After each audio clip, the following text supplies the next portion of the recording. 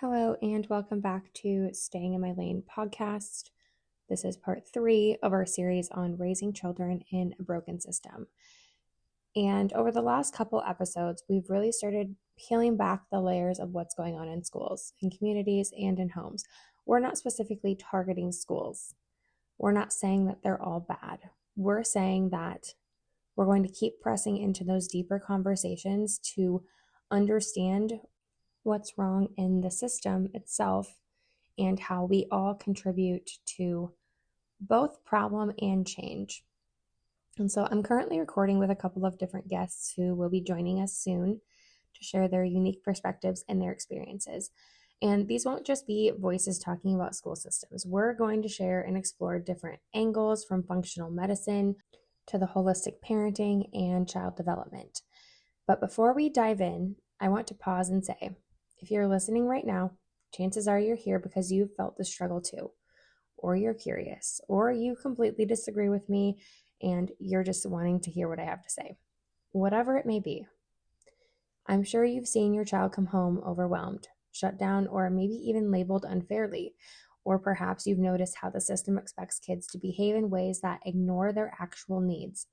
If this resonates with you, you're not alone. This is why these conversations, they matter. They're important. And we need to be having these conversations if we want to see the system change. One of the issues that we keep circling back to is bullying. Schools claim to have a zero tolerance policy, yet somehow kids are still slipping through those cracks.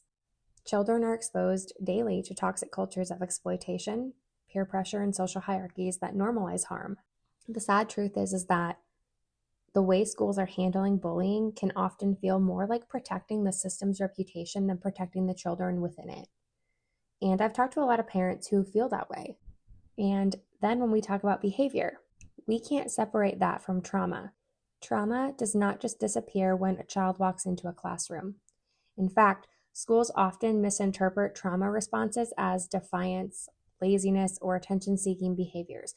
And I can go back to the comment that I think I made prior that I feel ADHD, ODD, all of these labels and diagnoses are so often overdiagnosed because we don't see the trauma first.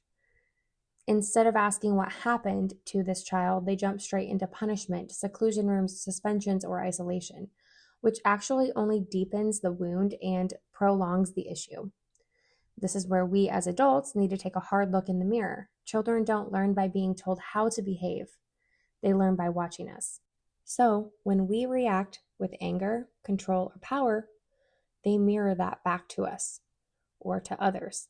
However, when we model patience, respect, and regulation, they can mirror that too. Schools often demand compliance, but what children really need is that connection. It's that connection over correction.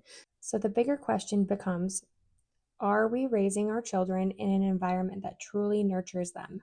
Or are we raising the children in a system that's more concerned with order, image, and control than with actual growth, learning, and healing? So before we get started, I just want to remind everyone, it's okay to have a different opinion. It's okay to look and research into things that you may be questioning. It's okay to ask the questions. It's okay to have the opinions. Every person has a different view. Every person has a different experience. And, we can get along with people who don't have the same viewpoints as us. We can accept them even if we don't agree with them. And that's something that I think this world kind of has backwards, is we kind of categorize each other into these different groups. And we think that we only have to associate or be friends with people who have the same views on everything, like politics or, viewpoints on religion or education. And, the beauty of this world is that we all have different viewpoints and we all have the ability to contribute something positive. And when we think about our children and the education system, they are our future. And we have to really take a deep dive into how education and how the world has changed from when we were younger, our parents were younger, whatever it may be, because this world is changing. Our children are growing up faster. Our children are being exposed to things faster than when we were.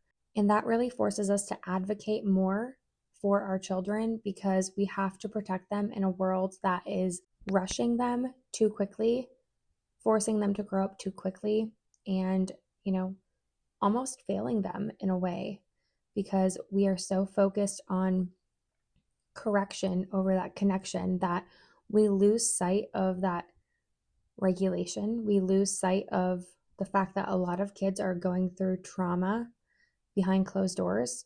So when they come to school, they're looking for that to be their safe place. And sometimes in our world, schools do end up not being their safe place. Sometimes schools end up failing them. And that's just part of it. So we have to talk about these things. And if we want to fix them, in order to fix them, we have to have these conversations. For example, when a school doesn't do things correctly or when there's a broken trust. And as a parent, as somebody who has been betrayed by a school system, as watching my child feel betrayed, we have to remember that it's okay to feel that way, but it's also important to acknowledge these conversations and acknowledge the things that need changed if we want to see our children succeed. I think a lot of the time we are seeing more schools having to manage behavior than focus on academics because we are seeing such a high rise in trauma behaviors. And, why is that? We are so focused on the behavior and controlling the behavior rather than working through the behavior and correcting it that way, that kids are not retaining information in school. And, because I think then we have the standardized testing, which is a huge thing. I don't like it. I don't agree with it because it doesn't really tell us anything. It's not measuring success. It's not measuring intelligence. It's honestly just a billion-dollar industry, and it's a waste of time. That's just my opinion. I'm solely speaking from my own point of view. But, what I really think is that as a society, we need to look at what we are feeding our children, the environments that we are raising them in, and us as adults regulating and controlling our emotions. If we did those things, if we looked at those things, and if we were cognizant of those things, we would probably not have to be regulating children so much because they would learn to be regulated by watching us. It's that mirroring, right? They're going to mirror what they see. And first, when we talk about food, I see many people in the schools, teachers, educators, paras, feeding children red dye, green dye, blue dye, yellow dye, whatever it is. For a reward, they often get things like Skittles, Sour Patches, or M&Ms. And here's where I want to kind of pick people's brains for a second. How are we, or maybe a better question is, why are we giving our children sugar as a reward and expecting them to be able to stay regulated and not have that crash later on in the day? Because if we're doing this for rewards, say you have a kindergartner who is sitting and they're sitting in circle time and you're handing them a Skittle or a Sour Patch Kid every 2 minutes because they are sitting, that's going to add up. That sugar is going to come back and that child is going to have a crash, especially when they already have behavior and we are adding in more sugar on top of that. It's kind of like doing something that is not going to be effective, but doing it anyways, which I think is the definition of chaos, right? We are encouraging the behavior by feeding into it with sugar. Think for a second, if we handed a child who was sitting or a child who was having behavior, and if we handed them an apple or a grape or, an orange instead of a Sour Patch Kid or instead of a Skittle, would we see the same behavior later? Would we see a ramp up and have that crash? We are seeing a skyrocketing increase in behavior in schools. And, when we think about why, when we really truly look at what we're giving them during the day, that would be a really big indicator as in where the behavior is coming from.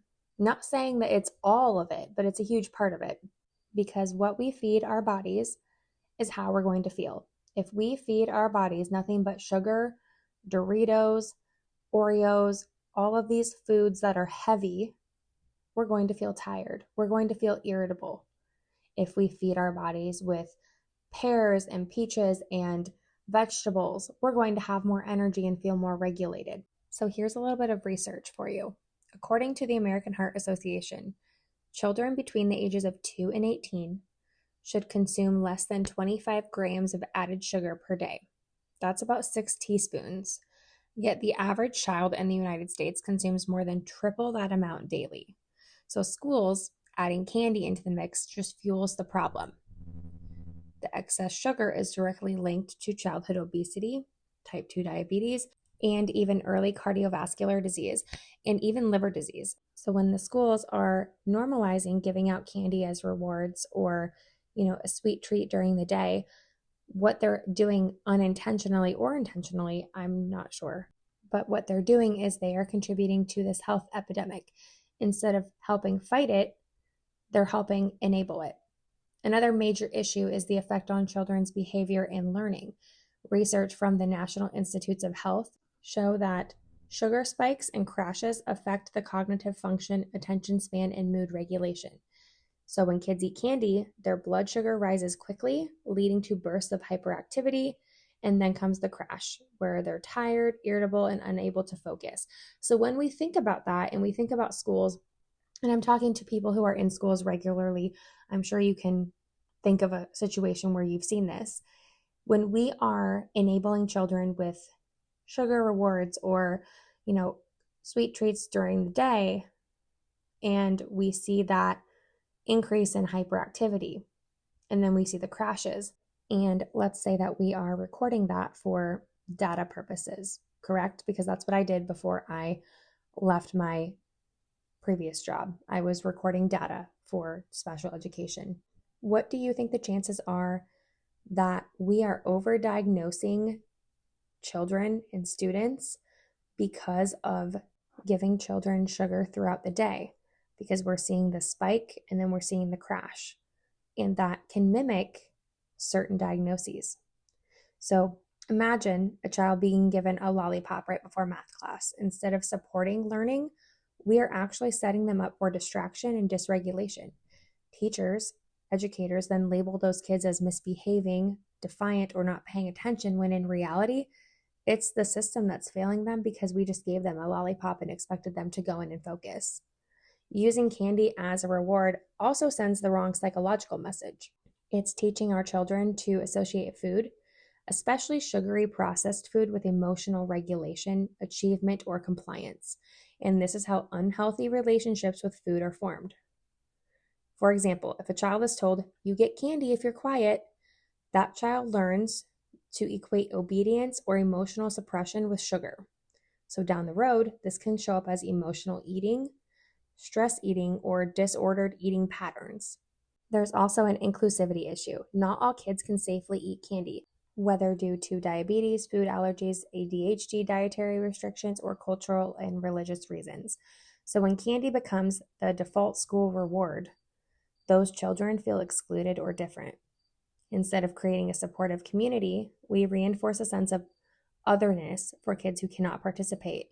And I'm not saying that this is intentional. I'm just saying I think that I'm looking at it from every angle because I want to really acknowledge that the processed sugary foods are contributing a lot to behavior. And I think that's why we are seeing a spike in these problems. So now I want to transition to diving into the subject of bullying. And this topic touches nearly every child, parent, every educator, every family. I had somebody who listens to the podcast reach out and just wanted me to touch a little bit more on bullying. And when we think about school bullying, this isn't just kids being mean. It's not your everyday name calling or tongue sticking out. It's a systemic issue with long-lasting psychological, academic, and even physical consequences. And today, I just want to break it down quickly as into why bullying happens, how it impacts children, and how schools are handling it. And when most people think about bullying, they imagine a playground, shoving, name-calling, sticking their tongues out, as I said, in the hallway. But bullying can be far more complex than just that. Research actually defines it as intentional, repeated, aggressive behavior involving a power imbalance. And, that power might come from size, popularity, race, gender, identity, economic background. Kids can kind of come up with anything these days. So whatever it is. And I feel like cyberbullying, I don't know if you guys feel this way as well, but it's so much more common than we think it is. And it's been happening more and more. And what's the saying? The keyboard warriors. It's easy to sit behind a computer and go at somebody. And I think that's more popular because it's easy to harass somebody online. But the different types of bullying are physical, verbal, social, relational, and cyber. But what makes bullying different from simple conflict is that imbalance of power and the conflict. Bullying is about control and dominance. My own children have been bullies at one point or another. However, I think it's gotten 10,000 times better since their biological father has been terminated from their life. But, a lot of the time we see children who are experiencing trauma at home, trauma in an environment that they're in, and that trauma from an adult in their life who they want to trust, whoever it may be, they unintentionally bully other children because they can't express that trauma. They don't know how to deal with that trauma. And I know that doesn't make sense out loud because it sounds like an excuse, right? But it's not. When we think of bullies, we often imagine them as this mean, heartless, bad child, but they're not. Here's the truth that doesn't get talked about enough. Most bullies are not born that way. Kids are not born bad intentioned. Many of them are carrying something really heavy inside, that trauma that we just talked about. And, instead of seeing a bully as a problem child, what if we saw them as a child carrying a problem? I'm going to say that one more time because I love that saying. And I think that's really important to kind of twist our perspective a little bit.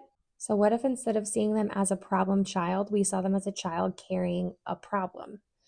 That can really shift the narrative, shift the perspective into something positive, because I think it's easy to be negative in the world that we live in. However, I think reframing the situation, reframing our approach can often be very powerful, because then we can get to the root of the issue rather than labeling, making excuses, or contributing into the enabling of the problem. Children who hurt other children are probably children who've been hurt themselves. That hurt, whether it's abuse, neglect, loss, or instability, can spill out sideways. And unfortunately, it can land on other children. It doesn't make it right. However, trauma impacts the developing brain. And we all know that children's brains are developing at rapid speed. What children experience shapes how they see the world, how safe or unsafe they feel. So here are a few ways that this can play out the power and control.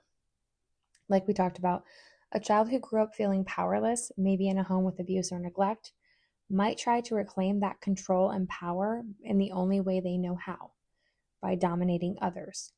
Bullying becomes easy. It becomes an easy way to feel strong when in the past they have felt weak. Also, unresolved anger and pain, which trauma leaves behind big emotions: anger, sadness, fear, resentment.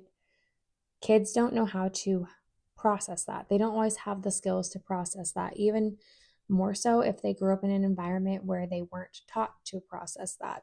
So instead of processing that and expressing those feelings in healthy ways, they lash out. That anger gets misdirected towards classmates or teachers or adults. And there's also learned behavior. Children who grew up in a violent or chaotic environment often learn that aggression is normal, yelling is normal, lashing out and being confrontational is normal. So I'm going to do something a little bit different. I'm going to ask you, the listener, questions, reflection questions. You don't have to answer them out loud. You don't have to answer them to anybody. I just want you to reflect on them internally to get us thinking. I thought this would be fun because I've never done this before. So here we go. If you grew up in a house where it was a chaotic environment, where there was violence, yelling, screaming, all the above, one of the above, whatever it may be, do you feel, as the listener, I'm asking you, do you feel that to you, having that or seeing that was normal? As an adult, are you somebody who now yells or reacts because of that? Because we are often a reflection of our environment. We're a product of our environment. So if we grew up in a house where there was a lot of yelling, we are probably going to be people who yell. And if so, what can you do to change that? Trauma can wire children into fight, flight, freeze, or fawn. However, some kids get stuck in this and it can go long into adulthood. So, for example, children who get stuck in fight mode may act aggressively even when there's no real threat. To a traumatized child, pushing others down feels safer than risking being pushed down themselves. I want you to picture this for a moment. 10-year-old boy comes into school angry every single day. He's shoving kids in the hallway, picking fights, things like that. Teachers label him the class bully. But what they don't see is every night when he goes home to chaos, his parents are screaming, things are being thrown, and sometimes much worse, there's physical abuse. At home, he's helpless. At school, he's in control. Think about that for a second. The only place that he feels powerful is in school. So what does he do? He takes that control and dominance. Granted, this doesn't excuse the behavior. That's not what I'm saying. But what it does do, it explains it. It gives us that understanding as to why and how we can respond differently. The hard truth is that if we only punish the bully without addressing their pain, we're actually feeding into the cycle. Suspensions, detentions, zero tolerance policies that don't heal the trauma. All of that just pushes kids further into isolation and shame, two things that trauma already thrives and feeds on. So when I think of something like the suspensions or detentions, seclusions that I've seen with kids in the schools that I've been in, what I see is more adults giving up on them. And I'm not saying that they're doing that intentionally. What I'm saying, hear me out, because I know there's probably people who I just pissed off or people who are mad that I said that. I'm not saying you're giving up on them as if you don't care. What I'm saying is that when we push kids to the side, they're going to feel like they don't matter. In their mind, they're probably like, oh no, I'm getting suspended again. I get to go home and play video games. Oh, I'm off to the seclusion room again. Just somebody else putting their hands on me. It brings that isolation feeling, the resentment, the anger, the shame to the surface. When we ignore trauma, we don't just risk a child continuing to bully. We risk them carrying those unhealed wounds into adulthood where patterns can turn into abusive relationships, violence, or even self-destruction. It's not always about the school's responsibility to deal with the mental health of the child. I really want to also emphasize we are seeing a bigger shift into the behavioral and emotional parts of children, but it's our responsibility as the parents to address this and set the example. So why do schools need to start caring a lot more about this and not just the academics? Because across the country, teachers report that children are more dysregulated than ever before. We've talked about this in the previous episodes. However, classrooms are noisier, attention spans are shorter, and disruptive behaviors from tantrums to aggression are becoming daily realities. We see things on Facebook, social media, TikTok of kids fighting other kids, fighting with teachers, talking back. But this is just not a kids these days problem. It's not about kids being bad or parents being soft. Behavior is communication. I've said it before, I'm going to say it again. And this can all be tied back to the diet, gut health, environment, and connection over correction. When a child acts out, they're showing us that something deeper is happening. Again, developmental issues, gut health, brain health, food, diet, stress, all of that are all factors in this system. And we've talked about the diet part, but why is dysregulation increasing? What is fueling this surge in dysregulation? I want to also talk about stress and trauma. Studies show that rates of childhood anxiety, depression, and trauma exposure have risen dramatically, especially post-pandemic, which I feel we can all relate to. COVID changed a lot. The whole period of isolation, that changed a lot. Children are carrying loads of stress and trauma that their developing brains are not equipped to handle. Social media, screens, and the constant always on the go culture overstimulates our nervous system. And I just want to say, I am so guilty of giving my kids a screen. I get it. It happens. Sometimes it's easy. Sometimes it's just convenient. And sometimes there's nothing else to do because kids are not playing outside at the rates that they were before. And it's normal sometimes just to need a break. I just wanted to throw that in there because I think it's important to normalize that and not get into the shaming of parenting. But what I want to get back to is that kids' brains are wired for play, face-to-face interaction, and exploration, not scrolling endlessly and noise and overstimulation.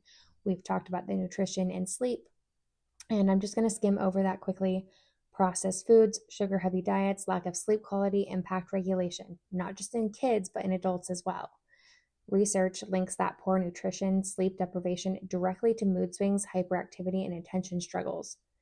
And then when we tie in the academic pressure, schools really push hard on standardized testing in early academics. And then again, we have so many kids who are dysregulated that the information is not going to stick in their brain. Children who are dysregulated are not going to process and retain information. Many children are expected to perform at levels that their developmental stages are not ready for because of the surge in dysregulation, in trauma, and things like that. So frustration, acting out, or shutting down becomes their survival response. And again, we try to correct that instead of focusing on connecting with the child in order to correct it. Now, here's where schools come in. Too often, behavior is treated as defiance, something to punish, correction over connection. But when we think about the behavior as communication, then ignoring the root cause of that is like ignoring a fire alarm.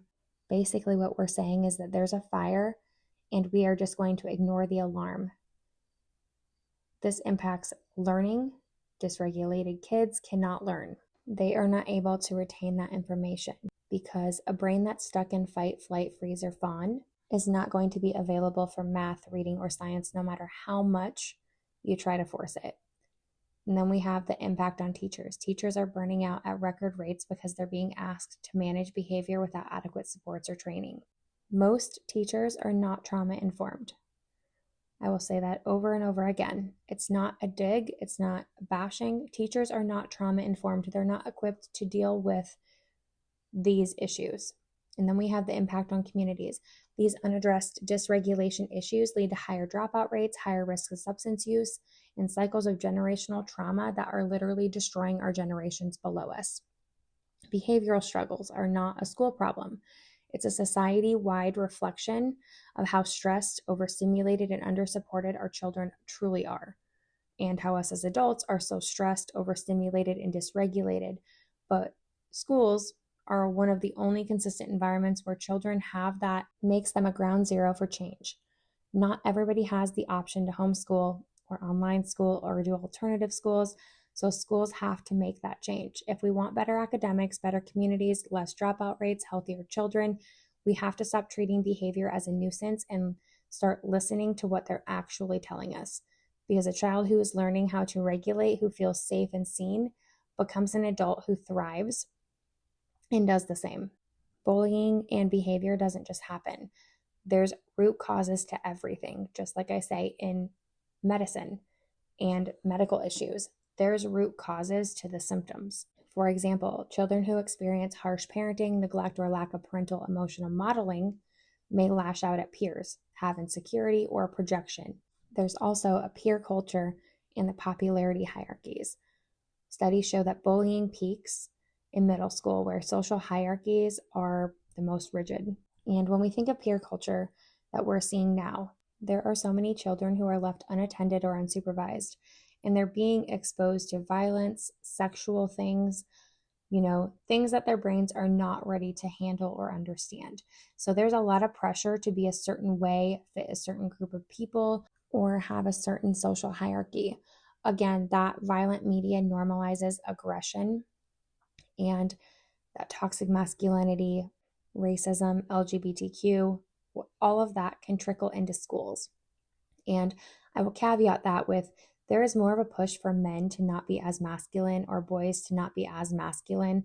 There's more of a push for boys to be wearing things like makeup, having their nails done, and doing all these things that kind of creates a setup for them to be bullied. And I'm not validating that or saying that's excused, but what I'm saying is that men are made to be masculine. They are made to be protectors. They're made to be the lead of the home. Women, on the other hand, are caregivers, and we have to keep that stereotype. It's not even a stereotype. That's how God made us. But people can disagree with me all you want, but ultimately we need men in this world to survive. I'm not going to go out and work in iron work or do anything out in the ocean. We need men to take care of things. We need men to be strong fathers, especially for our sons. And that's a tangent for a whole nother topic for a whole different day. However, all of this is coming into schools, and we are seeing this almost brainwashing social media and this dangerous, toxic culture of different ideologies come into the schools. And that is also something that we have to really look at and we really have to evaluate. However, I think it's important to acknowledge the uncomfortable truth that bullies often hold higher social status. They're not always the outcasts. Many times they're the popular kids, which makes that intervention even harder. And one thing I can say a lot of the time, I'm a teacher's kid, by the way. I was not a bully, but a lot of the time, teachers' kids are bullies because they know they can get away with it. And that comes from personal experience. The scars of bullying last long beyond childhood.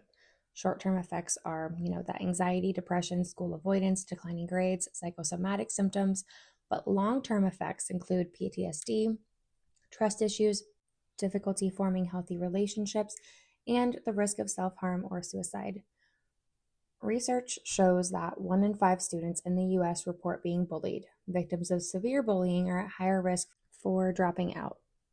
Cyberbullying victims are twice as likely to attempt suicide.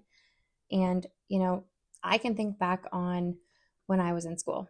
I was not cyberbullied, but I was bullied, and I would fake being sick so I wouldn't have to go. And, something I noticed with the zero tolerance policy, do they work?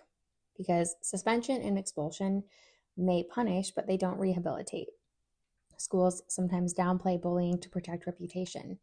Reporting systems can feel unsafe, so students fear retaliation. Seclusion rooms, detentions, punishments, punitive discipline can re-traumatize rather than heal or teach.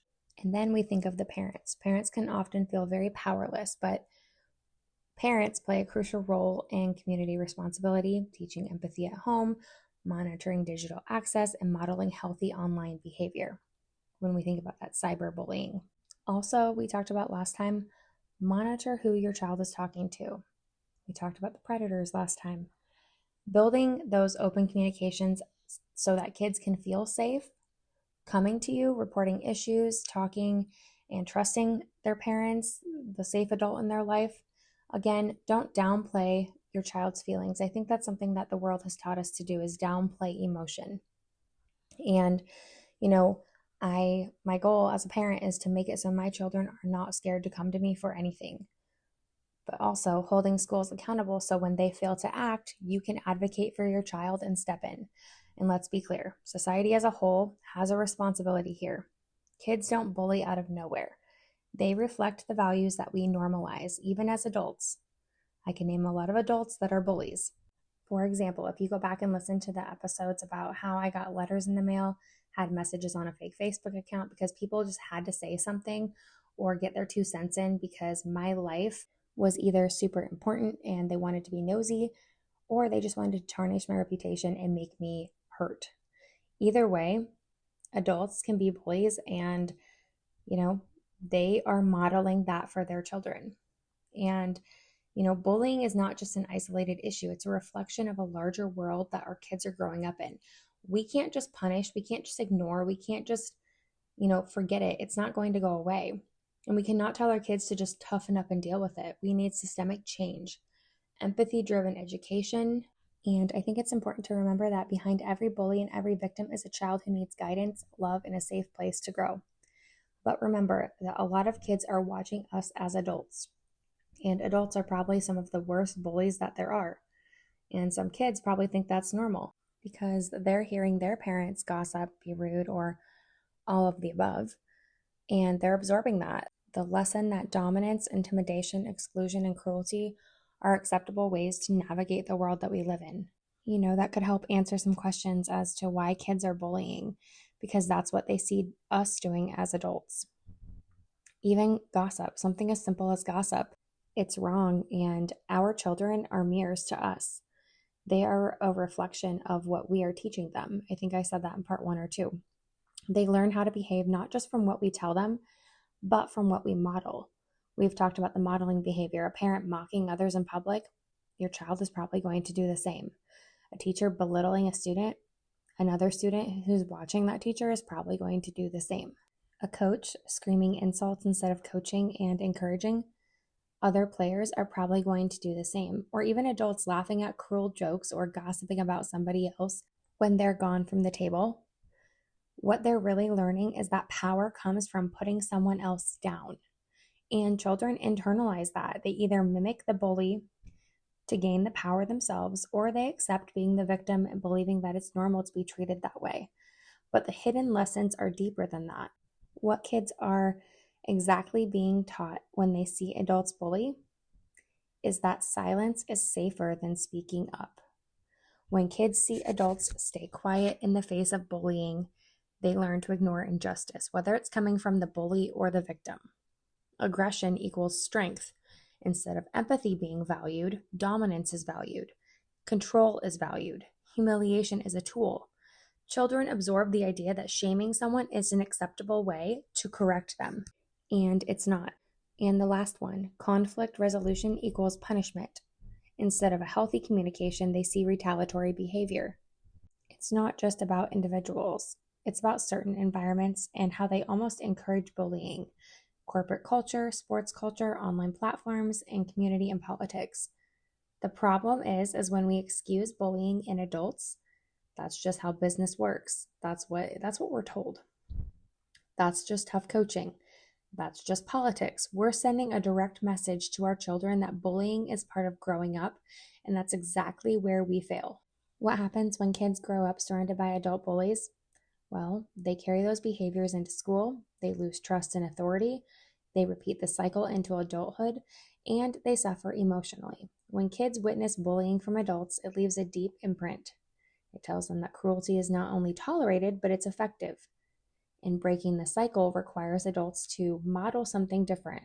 Things like modeling empathy, saying I'm sorry, or admitting when we are owning up to our own behavior. When we're wrong, they are learning from us. When we take accountability, they are going to learn to take that accountability. They're learning empathy, not intimidation, as a real strength. Now, I want to shift gears just a little bit. Anger. Anger is often called a secondary emotion. It's usually covering up something, fear, disappointment, shame, or even grief. However, as adults, it can show up when we feel powerless or a lack of control. Think about it. We can't control everything. Anger can sometimes feel like the only tool we have to regain the sense of control. So here comes another question. When is the last time you got angry? As the listener, I'm asking you to reflect. When is the last time that you got angry? Not because of something that was happening in the moment, but because in that moment you felt powerless, disrespected, disappointed, and this might trigger some people, but really think about it. You don't have to say anything out loud. You don't have to tell anybody. When is the last time you got angry? Respect is tied to worth, dignity, and being valued. So when we think about a child being disrespectful, talking back, rolling their eyes, ignoring directions, or questioning your authority, to some that may feel disrespectful or may feel as it is a personal attack. But children don't see respect the same way adults do. For example, a child's behavior often comes from unmet needs, dysregulation, or testing boundaries, not a calculated decision to hurt someone's pride. So, as adults, it's easy for us to get angry or upset when they disrespect us, right? Because that's something that I've heard from a lot of adults. I don't want to be disrespected. I don't tolerate disrespect. And while I understand that and I value that, here are some answers as to maybe why adults get upset, more so than what they should. Because a lot of people, those who are older than me, I'm 34, almost 35, were raised in systems where respect equals obedience. So when there's a loss of control, that also means loss of authority, because many adults confuse challenging behavior as tied to a personal insult. So when we look closer, the obsession with disrespect is usually an obsession with having control. And no, I'm not saying that children should be allowed to be disrespectful. That's not what I'm saying. But when people who take every little thing as disrespect or say they don't want somebody disrespecting them, it usually means that they like having control. Think about it. A teacher feels disrespected when a student asks a question about a rule that they might have in the classroom. Is it disrespect or is it discomfort with their authority being challenged? Say a grandparent or a parent feels disrespected when a child slams a door. But is it really about respect, or is it about the parent not being able to dictate how the child reacts to their emotions or response? An employer feels disrespected when an employee asks why instead of just doing what they were told. Again, is it about respect or control? And again, let me be clear, I'm not saying that it's okay to be disrespectful, but I am saying that it's okay to ask the questions. It's okay to ask why before doing something. Adults who are equating respect with submission are often carrying unexamined beliefs. If I don't control this, I'll lose power. If I lose power, I'll lose respect. But true respect, genuine respect, is not about control. It's about trust, relationship, and mutual understanding. We have to talk about the culture here. Many of us grew up in environments, in homes, went to schools, workplaces where obedience was the golden standard. Questioning authority in any way was labeled as disrespect. Having a different opinion was labeled as disrespect. That conditioning runs deep. So when kids push back, adults feel the same sting that they once felt as children, which leads to them unconsciously repeating what was modeled to them as well. You're not respecting me, so I must demand it. But forced respect in any circumstance is not respect. Saying that you have to be respected isn't going to gain you respect. It's compliance and control. And compliance built on fear leads to resentment, uncomfortability, and unhealthy relationships. So listeners, it's that time again where I get to ask you a question. It's a reflection question. When was the last time that you felt disrespected by a child or another adult?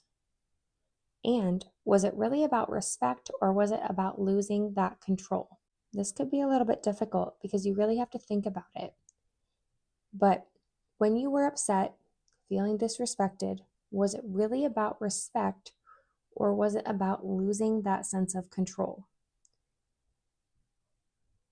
At the end of the day, the word disrespect often masks something else. Not always, but sometimes it can mask that fear of losing control or compliance.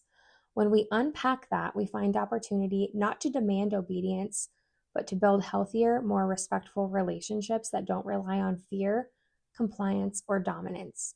So back to talking about anger, because that's kind of what all ties into disrespect and a feeling of loss of control. As adults, wanting control is natural. We crave stability in a world that can feel unpredictable, and so do children. But sometimes we desire that control, and sometimes that desire goes too far. We start trying to control people instead of just managing situations. We micromanage, withdraw, or nitpick when things don't go our way. Control is often an illusion. The more we grip onto it, the more we realize that life doesn't bend to our will. And when life doesn't bend, anger shows up again. So again, I'm going to ask one more question. And for me, I read this question and immediately knew what the answer was for myself. Do you notice yourself needing to control situations to feel safe? Do you notice yourself needing to control situations to feel safe? And I think that's a really good question. Are there certain people in your life who you try to control because maybe you're afraid of what happens if you don't? Instead of seeing the anger and control as enemies, what if we saw them as messengers? That's kind of a really good way to look at it, right? Anger might be saying to you, hey, you're holding on to too much right now. You need to rest. And control, on the other hand, might be saying you're afraid of being vulnerable and you're scared of the unknown. You need to be heard, but you also need to listen. The real growth happens when we pause long enough to ask, what is underneath my reactions in my behavior?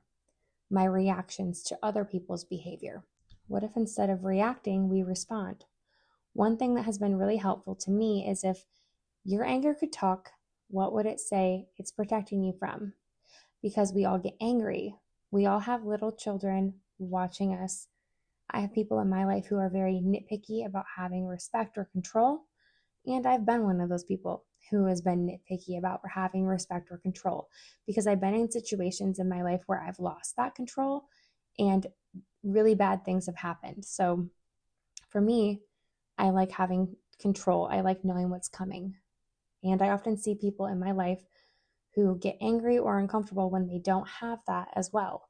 So, listeners, it's the last question. If your anger could talk, what would it say it's protecting you from?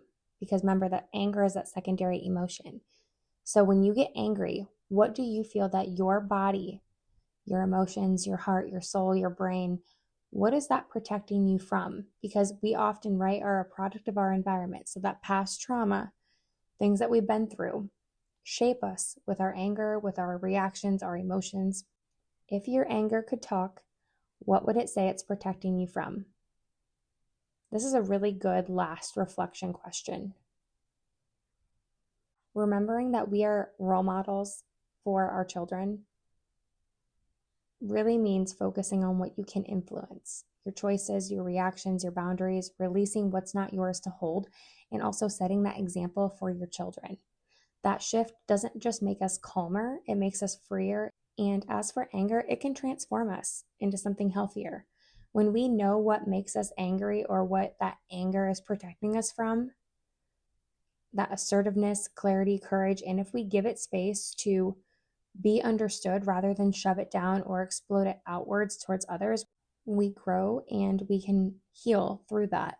So anger and control doesn't make us bad people. They make us human. It's normal. And our kids also need to see that. They need to see that we are all in this together. We all experience the same emotions. The real power is learning how to notice them, learn from that, and choose differently when we know that we can do better, especially when our children are watching. The truth is to this whole episode is that our children are watching us constantly.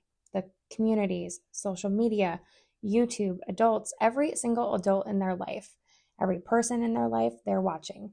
How we respond to arguments, stress, disappointment, or how we celebrate the small things, those emotional responses that we sometimes have. It's not just about us, though. It's about the kids watching us, learning from us, observing from us in those moments. Think about how kids actually learn. So they're taught in classrooms, yes, but the majority of their learning comes from watching the adults around them. Psychologists call this social learning. So if a child sees patience, kindness, and problem solving modeled, they're going to start to practice those same behaviors. If they see yelling, slamming doors, or shutting down, or suppressing our emotions, guess what? They're going to do that as well. And I've been guilty of that as a mother. I've had to heal my trauma and reteach my children to not do those things because until I healed my trauma, until I took accountability for my parts, my actions, I was not being the best mom or wife that I could be. And I'm still learning. The tough part is that you can tell your child to stay calm, but if they see you losing your shit in your temper every time life gets stressful, they will copy and mimic that because your children are your mirrors. Reactivity is an automatic emotional response when we have something that triggers us or bothers us. Maybe it's your child talking back. Maybe there's something in your past that is triggered by that response. Maybe your partner forgetting something or even the stress of the day catching up to you. That is a normal response. Reactivity is a human reaction. It's not about being perfect, but when we live in that reactive state, kids can pick up on that and they learn really quickly that the emotions control you instead of you controlling your emotions. It's not going to be a quick fix. It is a process. Their brains are still developing. For every reaction we model is a lesson they absorb. When us as adults model emotional regulation, model that emotional control, children grow up with stronger foundations for relationships, leadership, everything.